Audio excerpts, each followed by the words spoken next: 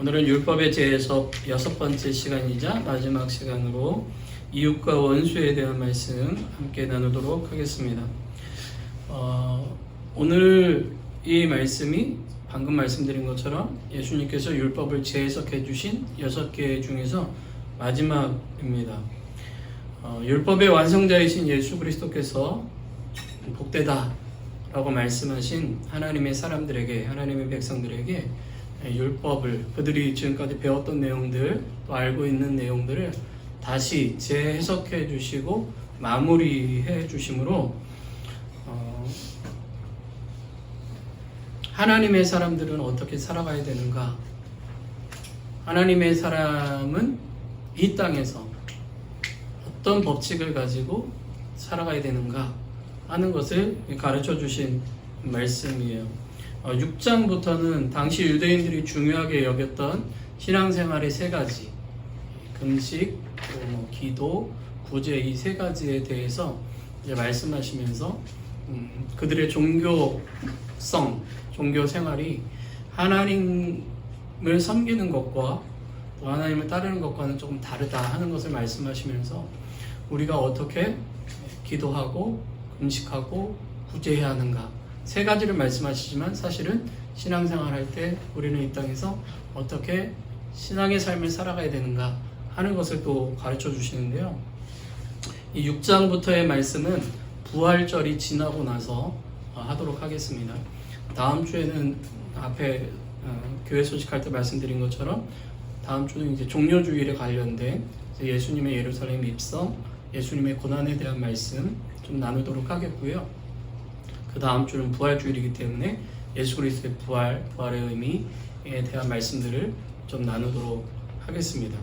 그리고 나서 나중에 다시 이제 6장부터 계속해서 말씀을 이어나가도록 하겠습니다. 지난주에는 보상에 대한 말씀을 함께 나누었는데요. 사람들이 보상법을 보복법으로 오해했다, 이렇게 말씀을 드렸습니다. 지금도 그렇게 생각하는 사람들이 많이 있어요. 이 보상법이라는 것은 사실은 개인의 보복을 이야기하는 것도 아닙니다.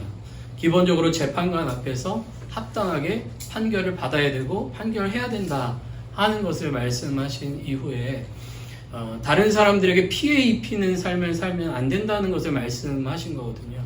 다른 사람을 소중히 여기고, 그래서 혹시라도 불미스러운 일이 있다면 그러면 그 사람에게 사과하고 화해하고 그 사람이 입은 피해만큼 보상해야 된다, 이걸 말씀하신 거지, 내가 한 대 맞았으니까 눈 맞았으니까 눈 때리고 이 맞았으니까 이 하나 부러뜨리고 이런 의미로 주신 말씀이 아니라는 거예요. 그런데 지금도 이제 국제적으로 여러 가지 전쟁이나 어려움들이 있지 않습니까? 그러면 꼭 이런 표현이 나와요. 우리는 눈에는 눈, 이에는 이다. 우리가 당한 만큼 우리도 공격하겠다, 이거를 쓰거든요. 그런데 이것이 단순히 전쟁뿐만 아니라 우리의 일상생활에서도 우리는 항상 내가 당한 만큼, 근데 사실은 당한 것 이상으로 보복하고 싶은 것이 우리 인간의 심리라는 거예요. 내가 한 대 맞으면 2대, 3대, 4대 때려야 속이 풀리지, 욕 한 번 먹으면은 내가 더 많은 욕을 해야지 속이 풀리지, 내가 하나 맞았으니까 하나, 그래 됐다, 이렇게 생각하는 사람 거의 없다는 거죠. 여기 다 성격도 좋으시고 성품도 좋으셔서 그런 경험 없으시겠지만, 저 어렸을 때부터 참 학교에서도 사고도 많이 치고 싸움도 많이 했는데, 그때 보면 내가 그러니까 마음이 풀릴 때까지 때리지 않으면 풀리지가 않더라고요. 그러지 않으세요? 그러니까 여기 계신 분들 다 성품이 좋으셔서 안 그러신 거예요. 저는 안 그렇더라고요. 근데 예수님께서는 분명하게 말씀하시는 거예요. 그게 아니다. 하나님께서 이렇게 주신 것은 어떤 이에게 피해를 끼치지 않고 피해를 주었다면 합당하게 갚는 것이 맞다 하는 것을 말씀하신 거라는 거죠. 그래서 악을 악으로 갚지 말고 선으로 악을 대해야 됨을, 그것이 하나님 나라의 백성의 모습이고 자세고 삶임을, 그것을 통해서 사람들은 저 사람은 하나님의 사람이구나, 하나님의 백성이구나, 하나님의 자녀구나 하는 것을 알게 된다 하는 것을 말씀해 주신 거죠. 오늘 우리가 읽은 본문은요, 그것이 더 확장된 거예요. 단순히 잘못한 사람이 아니라 이제는 원수예요, 원수. 원수에 대한 말씀. 근데 사실 이웃과 원수에 대한 가르침으로 이것을 말씀하시는 것을 보게 됩니다. 본문 43절에 보면 내 이웃을 사랑하라는 말씀은 레위기 19장 18절에 있는 말씀을 근거로 합니다. 레위기 19장은요, 나 여호와 너희 하나님이 거룩하니 너희는 거룩하라 라는 말씀에서 시작된 거예요. 그러니까 하나님의 백성이 하나님의 사람으로, 하나님의 공동체로 어떻게 살아가야 되는가를 말씀하시는 과정 속에서, 그 내용 속에서 이웃을 사랑하라 하는 말씀을 주셨다는 거예요. 지난주에 하나님에 대해서, 하나님의 속성에 대해서 우리가 공부할 때 거룩에 대해서 말씀드린 거 혹시 기억나세요? 거룩에는 두 가지 의미가 있습니다. 첫 번째, 우리가 생각하는 건 깨끗하고 성결한 것을 생각합니다. 두 번째가 뭐냐면 구별됐다는 거예요. 그래서 하나님은 거룩하시다 라고 말씀하실 때 하나님은 깨끗하시고 의로우시다 라는 의미도 있지만 구별된 분이다. 세상의 그 어떤 것과 다르다 라는 것을 표현한 거예요. 그게 거룩이에요. 그러면 우리에게 거룩하라라는 말은 뭐죠? 깨끗하라는 의미도 있지만 세상과는 구별된, 이 땅에 다른 신을 섬기는 사람들과는 구별된, 하나님의 자녀로서 하나님의 자녀되지 않은 사람들과는 구별된 그런 생각과 삶이 있어야 된다는 거죠. 그것이 무엇이냐? 하나님의 성품을 따라 사는 삶이라는 것을 말씀하고 있는 거예요. 하나님의 거룩하신, 하나님의 의를 따르는 삶, 하나님의 사랑이 우리의 삶에 나타나는 삶을 살아야 된다라고 말씀하신 것이 레위기 19장에 있는 말씀이에요. 그런데 그것이 성경 전체에서 우리에게 가르치시는 내용인 거죠. 그 내용의 핵심에 뭐가 있다고요? 내 이웃을 사랑하라 하는 말씀이 담겨져 있었다는 거죠. 그런데 사람들은 이 내 이웃을 사랑하라라는 말씀 뒤에 뭘 붙였냐면 원수는 미워하라라는 말씀을 덧붙였다는 거예요. 그렇게 가르치고 있었고 그렇게 들었다라는 것을 오늘 성경에서 우리에게 말씀하고 있어요. 그런데 레위기를 보면 17절에 내 형제를 마음으로 미워하지 말라라는 말씀이 나와 있어요. 16절에는 사람을 비방하지 말고 이웃의 피를 흘려 이익을 얻는 일을 하지 말라라는 말씀도 하고 계십니다. 그 어느 곳에서도 네 원수는 미워해라 라는 말씀이 나와 있지 않는데 사람들은 이웃과 원수를 이분법적으로 분리해가지고 그래, 이웃을 사랑하는 건 맞아, 그런데 원수는 미워하는 게 맞아 라고 가르쳤다는 거죠. 그것을 앞으로 연결해보면 어떻게 하라는 거예요? 보복하라는 거죠. 네가 원수에게 해를 당하면 언제든지 보복해도 돼 라는 식으로 사람들이 배우고 그렇게 행동했다는 거예요. 여러분, 그러나 10계명의 핵심을 잘 보시면 예수님도 말씀하신 것처럼 크게 두 가지로 나와 있죠. 앞에 있는 계명은 뭐예요? 하나님 사랑하라는 거예요. 하나님 한 분밖에 없다. 그러니 우상을 만들 필요도 없다. 내 하나님 여호와의 이름을 망령되이 일컬으면 안 된다. 하나님을 욕되게 하는 삶을 살면 안 되고 욕되게 하는 말들을 하면 안 된다. 그리고 너에게 주신 그 날, 안식의 날, 주님 바라보는 날, 주님을 의지하는 날, 그 날을 지켜야 된다. 그게 뭐예요? 하나님 안에 거하고 하나님 안에서 살고 내게 주어진 모든 것이 하나님께로부터 왔음을 인정하며 살아가야 된다. 그래서 우리의 시간, 우리의 물질의 주인이 누구신가를 기억해야 된다는 게 안식일이거든요. 그리고 나서 뒤에 나와 있는 말씀들이 뭐예요? 이웃을 사랑하라는 거예요. 가까이는 부모로부터 부모님을 공경하고 살인하지 말고 뭐였죠? 남의 생명을 함부로 빼앗으면 안 된다는 거죠. 간음하지 말라. 남의 이웃 가정을 파괴하면 안 된다. 내 가정, 내 아내를 사랑해야지 다른 것에 내 마음과 생각을 뺏겨서는 안 된다라는 것을 말씀하시는 거예요. 이웃에 대해서 거짓 증거하지 말고 이웃의 것을 탐내지 말라. 이게 다 이웃 사랑에 대한 말씀을 주신 거예요. 하나님을 사랑하는 자, 이웃을 사랑하며 살아야 된다라는 것을 우리에게 말씀하고 있는 거죠. 그런데 앞에서 말씀드린 것처럼 이상하게도 당시의 사람들은 내 이웃을 사랑하는 가르침과 함께 내 원수를 미워하라 라는 가르침을 받았다는 사실이에요. 레위기 19장 18절의 말씀을 보면 내 이웃을 사랑하라는 가르침 앞에 원수를 갚지 말며 동포를 원망하지 말라는 말씀도 있어요. 그런데 율법을 자기네 마음대로 자기의 입맛에 맞춰서 해석하고 덧붙이고 그렇게 가르치고 배우고 행동해 왔음을 예수님께서 보여주신 거예요. 그러면서 다시 한번 율법을 재해석해 주시는 거죠. 하나님께서 우리에게 주신 말씀은 너희들이 지금 배우고 가르치고 있는 것과 다르다. 하나님은 이웃을 사랑하기를 원하시고 원수를 갚으며 너희의 삶을 낭비하는 그런 인생을 살기를 원치 않으신다라는 것을 말씀하시는 거예요. 어떻게 보면 이것은 당시의 시대를 반영한 것이고 유대의 역사를 반영한 것이라고도 생각할 수 있습니다. 유대라는 나라는 굉장히 작은 나라예요. 성경을 이렇게 쭉 역사적으로 훑어보면 이집트에 종노릇하고 있던 이스라엘 사람들을 하나님께서 모세를 통해서 출애굽 시켜주십니다. 구출을 시켜주세요. 그래서 탈출해서 가나안 땅이라는 곳까지 오게 하십니다. 사삭이라는 사람들이 통치하던 시대를 거쳐서 이제 하나님께서 사울이라는 왕을 세워 하나의 나라가 세워지도록 하시죠. 사실 사람들의 요청이기도 했지만 그렇게 하십니다. 그리고 다윗과 솔로몬까지 하나의 왕국으로 12개의 지파가 하나의 왕국으로 마치 미국이 여러 개의 주로 나뉘어져 있지만 하나의 나라로 존재하는 것처럼 12개의 지파가 있지만 하나의 나라로 존재하고 있었어요. 이것이 솔로몬 때 이후로 2개로 쪼개졌는데 그 이후에 아수르라는 나라가 굉장히 강해서 그 나라에 의해서 굉장한 박해를 받습니다. 공격을 당해요. 그러다가 북쪽에 있는 이스라엘은 이 아수르라는 나라에 의해서 722년에 망합니다. 예수님 태어나기 700년 전에 망해요. 그리고 586년에 이 바벨론이라는 나라에 의해서 멸망을 해요.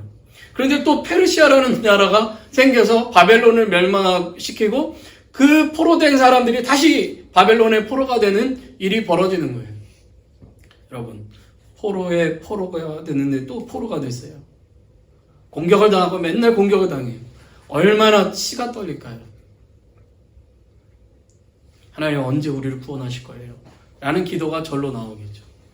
그런데 나중에 또 헬라라는 제국이 나오는데 이 알렉산더라는 대왕 이후에 그 사람이 갑자기 죽게 돼가지고 그 밑에 있는 4개의 장군이 나라를 쪼개가지고 관리를 하는데요. 얼마나 지독하게 하는지. 막 성전에서 원래 이 유대인들은 돼지고기 먹으면 안 되는데 막 성전 안에서 돼지고기 막 구워 먹고 막 이 성전을 더럽히는 일들을 막 하는 거예요. 그렇게 고난을 당하다가 이제 마카비라는 그 가문을 통해서 독립이 이루어집니다.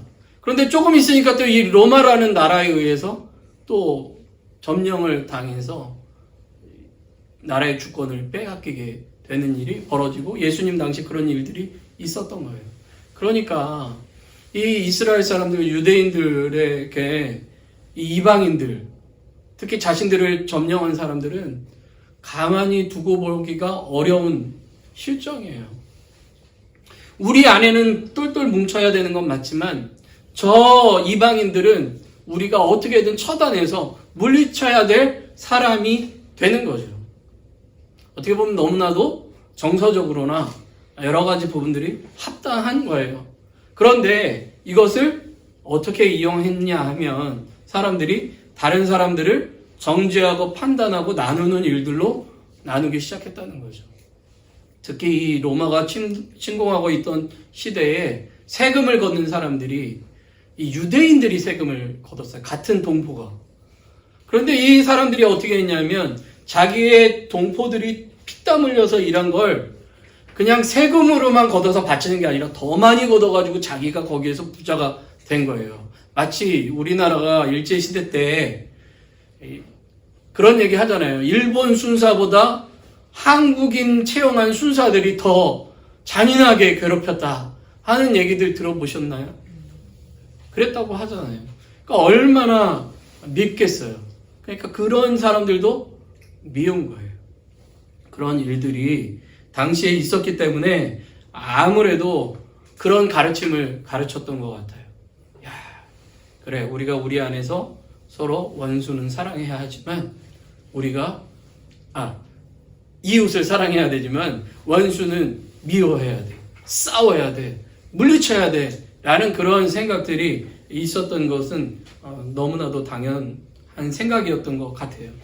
그런데 이런 가르침과 정서 속에서 예수님께서는 하나님의 백성된 사람들은, 세상의 소금과 빛이 된 사람들은 세상의 방식이 아니라, 사람들이 동의하는 가치관이 아니라 하나님 나라의 방식으로 끝까지 살아가야 된다는 것을 말씀하셨다는 거예요. 우리의 환경이 변화되고 믿음을 지키기 어려운 상황이라 할지라도 우리는 이 땅에서 끝까지 믿음으로 살아가야 되며, 하나님의 사랑으로, 하나님의 은혜로, 하나님의 사랑받은 자로, 하나님의 은혜 받은 자로 살아가야 된다라고 말씀하고 있는 거예요. 그렇기 때문에 지난주에도 말씀드린 것처럼 예수를 믿으면서 살아가는 것이 너무 어려운 거예요. 세상의 방식을 거스려야 돼요. 우리가 이 땅을 살아가는 모든 사람들의 방식에 대해서 노를 할 줄 알아야 되기 때문에 힘든 거예요. 세상의 이치로는 당연히 싸워야 되는 상황 속에서 우리가 그렇게 하지 말아야 될 때가 있기 때문에 그래요. 어떨 때는 같이 흘러가면 편한데 그것을 거슬러 가야 될 때가 있기 때문에 예수 그리스도를 믿는 것이 어려운 거예요. 이 땅에서 믿음으로 산다는 것이, 하나님 나라의 백성으로 산다는 것이.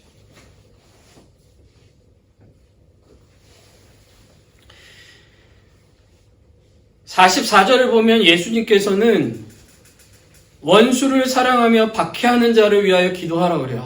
이게 진짜 얼마나 힘들어요. 원수를 사랑하는 거 너무 어렵잖아요. 용서하라도 아니에요. 사랑하라예요. 제가 예전에 어떤 분이 설교를 하는데 원수를 용서하라는 거지 사랑하라는 것까지는 아니다, 뭐 이렇게 설교를 하는 걸 들었는데 아니에요. 예수님은 사랑하라 말씀하셨고 박해하는 자를 위해서 기도하라고 하셨어요. 그리고 45절에 이렇게 말씀하시네요. 하늘에 계신 너희 아버지의 아들은 이런 삶을 통해서 증명된다. 그러니까 하늘에 계신 아버지의 아들들은 뭐를 통해서 증명돼요? 이웃 원수를 사랑하고 나를 박해하는 자를 기도하는 모습을 통해서 저 사람 진짜 하나님의 아들이구나, 하나님의 딸이구나 하는 것이 증명된다는 거죠. 45절을 오해해서는 안 되는 것이, 이같이 하면 하늘에 계신 너희 아버지의 아들이 된다는 것이 이렇게 하면 하나님의 아버지의 자녀가 되는 조건이다라고 이야기하는 게 아니에요. 하나님의 아들은, 자녀는 이렇게 살아가는 것이 당연하고 그렇게 사는 것으로 증명된다라는 것을 말씀하시는 거예요. 이것은 요한복음 13장 34절과 35절에 있는 말씀하고 똑같아요. 새 계명을 너희에게 주노니 서로 사랑하라. 내가 너희를 사랑한 것 같이 너희도 서로 사랑하라. 너희가 서로 사랑하면 이로써 모든 사람이 너희가 내 제자인 줄 알리라 하신 말씀하고 같은 말씀이에요. 서로 사랑하면 제자가 되는 게 아니라 제자라면 서로 사랑해야 되는 거예요. 사람들이 우리를 그리스도의 제자로 알아볼 수 있는 조건이 뭐예요? 여러분들이 다른 사람들 앞에서 하나님의 빛을 드러내는 것, 그것을 사랑이라고 성경은 표현하고 있다는 거죠. 예수님께서는 이 말씀을 하신 후에 하늘에 계신 우리 아버지께서 어떻게 하셨는지를 보여주세요. 그게 이제 일반 은총이라는 신학적 표현으로 나타나는데, 악인과 선인에게 동일하게 해도 주시고 비도 내려주시는 거예요. 악인에게는 타버리라고 해를 주시거나 물에 빠져 죽으라고 비를 주시는 게 아니에요. 똑같이 이 땅을 살아갈 수 있는 것들을 공급해 주신다는 것을 말씀하고 있는 거죠.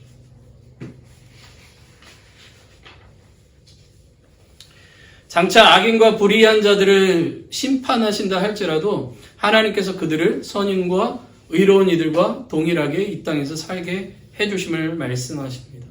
이걸 잘 보여주는 게 이제 구약 성경의 요나서라는 성경이에요. 나중에 기회 되시면 한번 요나서를 읽어보세요. 되게 짧아요. 엄청 짧아가지고 정말 화장실에 길게 앉아 계신 분은 화장실에서도 다 읽을 수 있을 만큼 아주 짧은 책이 요나서입니다. 요나라는 선지자에게 하나님께서 어느 날 말씀하세요. 요나야, 저 큰 성읍 니느웨에 가서 그 땅이 지금 죄를 범하고 있어서 심판받을 것에 대해서 선포해라 라고 말씀하세요. 니느웨는 어디냐면 아까 말씀드린 아수르라는 나라의 수도예요. 이 사람들이 북이스라엘을 멸망하게 만들었는데 북이스라엘을 공격할 때마다 얼마나 잔인하게 사람들을 죽였는지, 어린 아이들뿐만 아니라 임신한 여자의 배를 갈라서 그 태아를 빼낼 정도로 아주 악한 사람들이에요. 그 사람들의 그 죄가 이제 심판받을 것이라는 것을 선포하라고 하나님께서 요나를 보내시는 거예요. 근데 요나는 안 가요. 도망쳐요. 왜 그런지 아세요? 자기가 만약에 니느웨에 가서 심판을 선포할 때 혹시라도 그 사람들이 회개할까봐, 회개하면 하나님께서 그들을 용서하실까봐 그게 싫어가지고 도망을 쳐요. 근데 하나님께서 어떻게 하세요? 물고기도 준비하셔가지고 막 해가지고 하여튼 그를 꼬셔가지고 막 강제적으로 해가지고 보내세요.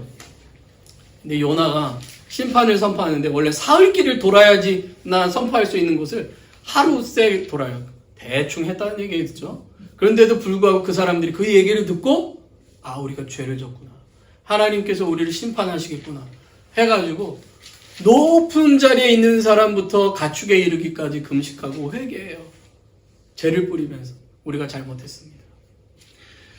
요나가 그들이 언제 심판받을까 하고 기다리고 있는데 아니나 다를까 하나님께서 용서하니까 열받았어요.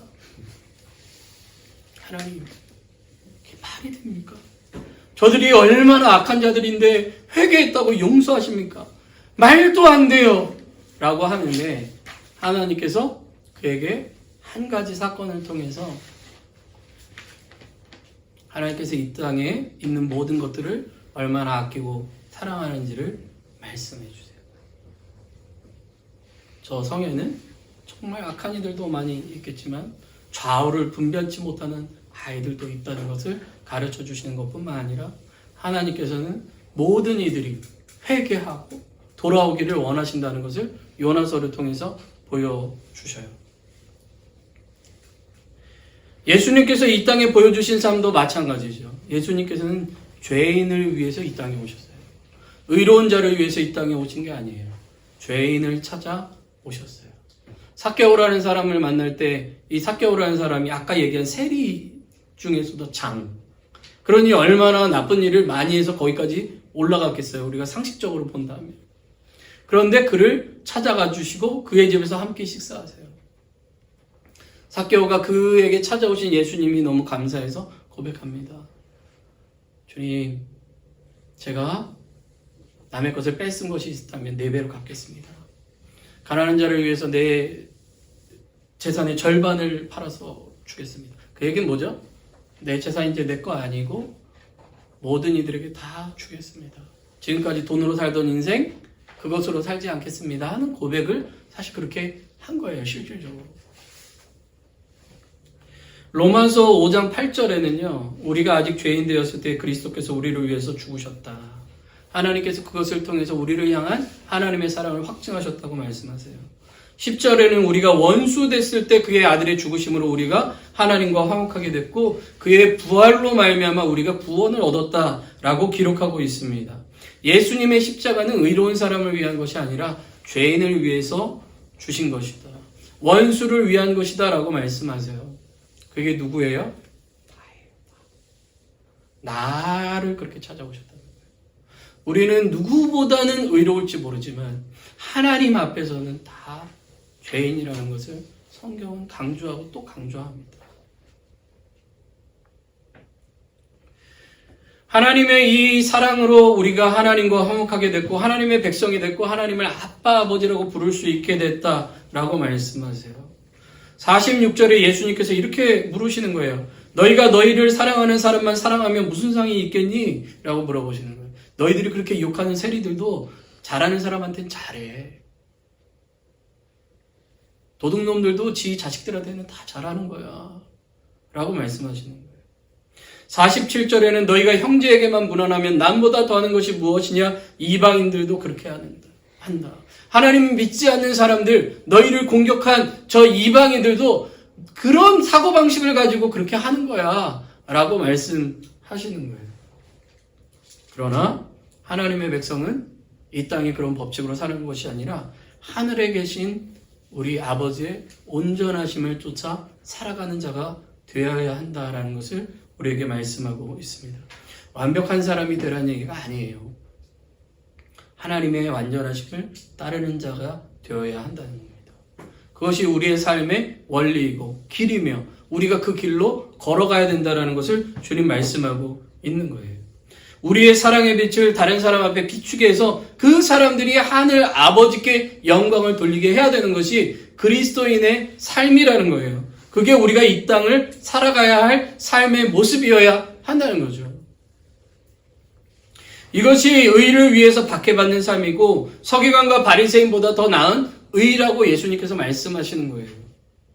이것이 하나님 나라의 백성 복되다고 일컬음 받은 자의 삶의 지침이라고 말씀하시는 거죠. 그럼 마태복음 27장 54절을 보면요. 예수님께서 십자가에 달리셨을 때 아버지, 저들은 자신들이 하는 것을 알지 못합니다. 라고 그들을 용서하시며 십자가에 달려 계실 때 예수님을 십자가에 못 박았던 그 증인으로 거기에 참석했던 백부장이 저분이 진짜 하나님의 아들이구나라고 고백을 해요. 그 장면을 통해서 예수 그리스도를 믿는 사람이 믿는 자로 인정받는 것이 무엇인가를 보여주는 거예요. 여러분들이 예수님을 잘 믿음으로 사업이 성공하고 아팠던 곳에서 낫고 이런 기적으로 여러분들이 예수님을 믿는 사람으로 인정받는 게 아니에요. 여러분들이 이 땅을 살아가면서 하나님의 삶의 원리를 쫓아 살아갈 때 그렇게 살기가 정말 힘들지만 그럼에도 불구하고 원수를 사랑하려 하고 박해받은 자들이 하나님께로 돌아오기를 위해서 기도하는 그 삶을 통해서 하나님의 사람으로 고백되어진다는 거예요. 그것을 통해서 하나님께서 영광 받으신다 라고 주님께서 우리에게 말씀하시는 거예요. 이것이 그리스도인의 온전함이다 라고 우리에게 말씀하고 있습니다. 사도 바울은 성령의 열매를 맺는 삶으로 이걸 표현하고 있고 사도 요한은 이것이 바로 제자도다 이렇게 우리에게 말씀하고 있습니다. 하나님은 하나님의 사랑이 그리스도의 십자가의 정신이 우리의 삶에 나타나기를 원하세요. 원수를 사랑하며 박해하는 자를 위해서 기도하라는 말씀은 죄를 묵인하라는 얘기가 아닙니다. 전혀 다른 얘기예요. 하나님께서도 죄를 심판하세요. 예수님께서 우리가 그런 얘기 하잖아요.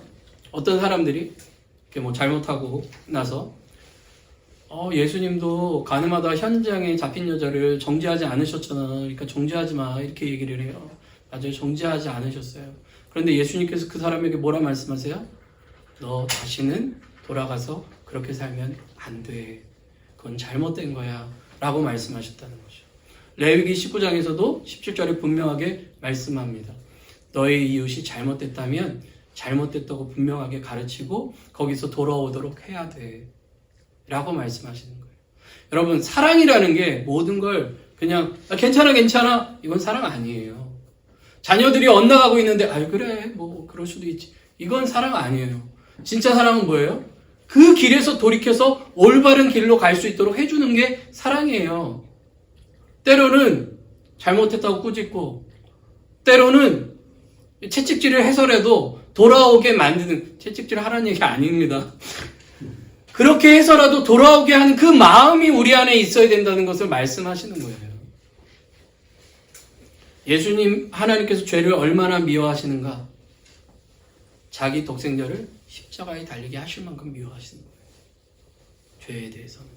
그러나 원수에 대해서는, 악인에 대해서는 다시 하나님의 품으로 돌아오기를 원하는 그 사랑으로 대하심을 성경은 우리에게 말씀하고 있다는 거죠. 그러한 마음으로 우리가 이 땅을 살아가야 된다라고 주님께서 말씀하시고 그 삶의 모습으로 우리가 그리스도인이라 인정받을 수 있음을 성경은 우리에게 말씀하고 있습니다. 오늘 이 말씀 살아내기 어려운 말씀이지만 주님께서 우리에게 주신 말씀이기에 이렇게 살아가기를 원합니다. 하나님 나라의 원리로 하나님의 사랑으로 하나님의 온전하심으로 살아가는 저와 여러분들 우리의 삶이 되기를 주님의 이름으로 축복합니다. 네.